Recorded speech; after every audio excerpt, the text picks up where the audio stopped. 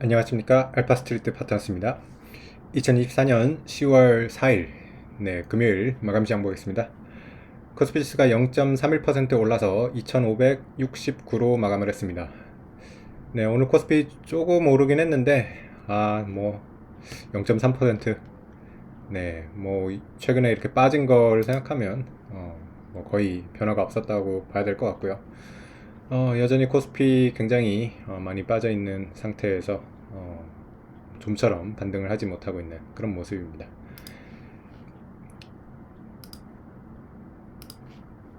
어제 미국 증시도 뭐 그렇게 큰 움직임은 없어요. 요새 보면 고점 부근에서 그렇게 큰 움직임이 없는 그런 모습인데요.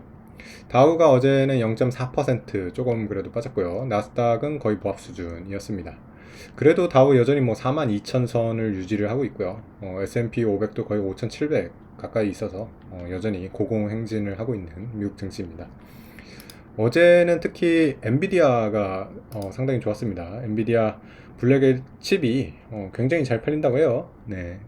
그 젠슨왕 CEO가 인세인이라는 표현을 했죠. 정말 뭐 미친 듯이 팔린다. 그렇게 뭐 얘기를 하다 보니까 역시 뭐 엔비디아 글로벌 반도체 주식 중에서 최선호주라는 거는 자명한 것 같고요. 어제 3% 넘게 오르면서 122불에 마감을 했습니다. 엔비디아가 뭐 제일 많이 올랐고 AMD도 그래도 1.9% 그리고 마이크론 같은 경우도 1.9% 이렇게 오르면서 그래도 반도체 주식들이 조금 따라가는 그런 모습을 보였습니다.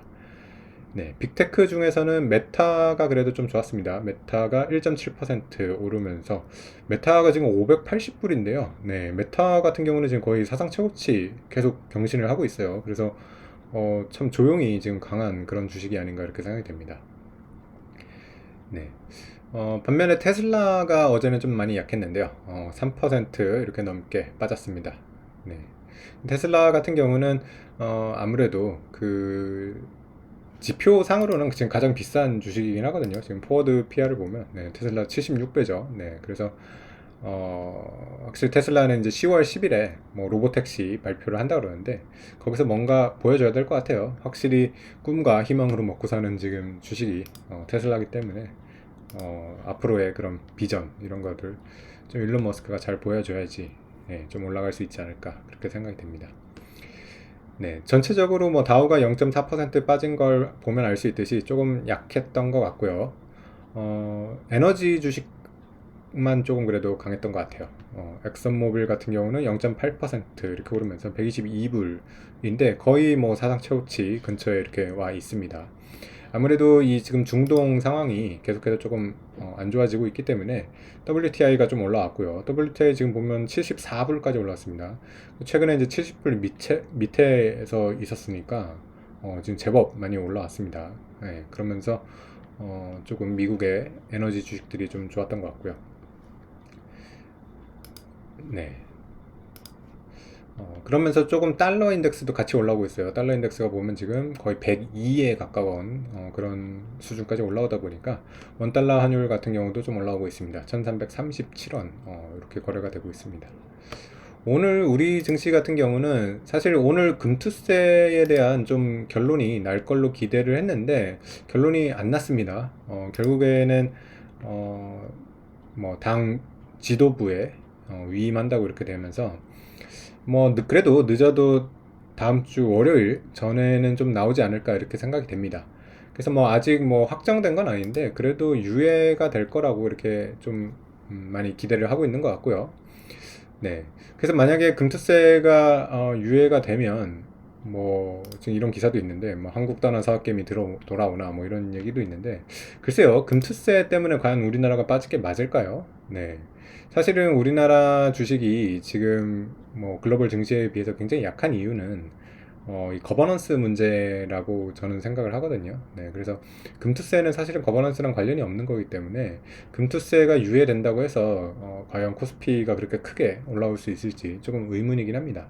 물론 코스닥 같은 경우는 조금 뭐 영향을 많이 받을 수 있어서 코스닥 쪽은 좀 반등이 그래도 좀 크게 나올 것 같긴 한데 코스피는 글쎄요, 뭐 2700 이상 이 정도도 좀 힘들지 않을까, 네, 그렇게 생각을 합니다. 결국에는 우리나라 증시는 구조적으로 좀 올라가려면 선진화가 되고 상법 개정 이런 것들이 돼야 된다고 생각을 하고 있습니다. 네, 오늘 주요 종목들을 보시면 네, 삼성전자는 계속해서 약합니다. 삼성전자 오늘도 1.1% 빠지면서 66,600원에 마감을 했고요. 삼성전자 같은 경우는 지금 뭐 본업이 계속해서 흔들리고 있는 그런 상황이라서 경쟁력이 계속 낮아지고 있고요. 그리고 뭐 주주 환원 같은 것도 지금 안 좋아가지고 삼성전자는 좀 자사주 소각을 좀 해야 될 것 같은데, 네, 계속해서 뭐 그런 것도 없다 보니까 주가는 계속해서 좀 약할 수밖에 없는 것 같습니다. 반면에 SK하이닉스는 3% 정도 올라오면서 그래도 엔비디아의 상승을 어느 정도 따라가는 그런 모습을 보였습니다. 네. 그리고 오늘 보면 그래도 밸류업 관련된 종목들이 좀 하락을 멈추고 약간 상승을 한 걸로 보입니다. 현대차가 1% 정도 올랐고요. KB금융이 1.6%, 그리고 메리츠금융주주가 0.8%, 삼성생명이 3.6% 이렇게 오르면서 그래도 이런 주식들이 조금 올라왔고요. 네, 그리고 하나에어로스페이스 같은 경우 오늘 9% 오르면서 제법 많이 올랐습니다. 하나에어로스페이스 같은 경우는 얼마 전에 이제 인적 분할을 하고서 거래가 재개가 됐는데 좀 주식 수는 인적 분할이 되면서 줄어버렸어요. 네, 그래서 기존에 이제 하나에어로스페이스 주주분들은 주식 수가 줄은 거를 좀 감안을 해야 되기 때문에 지금 가격이 33만 원이지만은 거의 한 10% 정도가 줄었던 거라서 예전 가격으로 치면 한 30만 원 정도라고 봐야 될 것 같습니다. 네. 그리고 지금 경영권 분쟁이 있는 고려아연 같은 경우도 8%대 이렇게 올라오고 있는데, 고려아연 같은 경우는 사실 좀 우려가 됩니다. 이게 지금 뭐 회사의 근본적인 어떤 가치나 좀 주주 환원이 이런 것들이 좋아지는 거는 아니거든요. 사실 고려아연 같은 경우 지금 현 경영진이 자사주 매입 소각을 많이 할 거라고 이렇게 발표를 하긴 했지만 너무 가격이 높아요.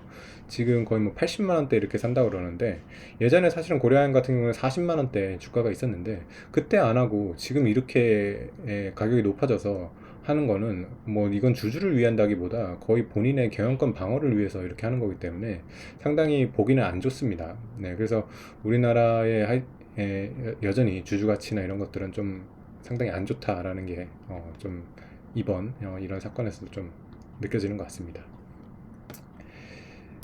네. 오늘 수급 보시면 외국인이 그래도 400억 매수를 했고요. 뭐 외국인이 팔지 않았다는 것만 해도 지금 다행으로 봐야 되는 건 다행으로 이렇게 생각이 되는 요즘 그런 상황입니다. 네. 어쨌든 뭐 외국인 매수가 아직 뭐 본격적으로 들어오지는 않고 있고요. 뭐 다음 주에 뭐 금투세 그래도 결론이 나면 뭐 호재로 작용을 하기는 하겠죠. 그래서 어느 정도 좀 반등을 하기를 기대를 하고요. 궁극적으로는 우리나라의 증시 선진화 이런 것들까지 좀 잘 추진이 돼가지고 다른 나라 증시 같이 좀 올라오기를 바라겠습니다. 네, 요즘 뭐 중국 증시 보시면 정말 뭐 정부 정책이라는 게 굉장히 이렇게 강력하거든요. 오늘 홍콩 같은 경우도 지금 2.8% 오르면서 또 이렇게 상승 마감을 해가지고 굉장히 지금 부러운 그런 상황인데, 우리나라 증시도 좀 이런 좋은 날이 좀 오기를 좀 기대를 해보겠습니다. 네, 오늘 시황은 여기까지 하겠습니다. 감사합니다.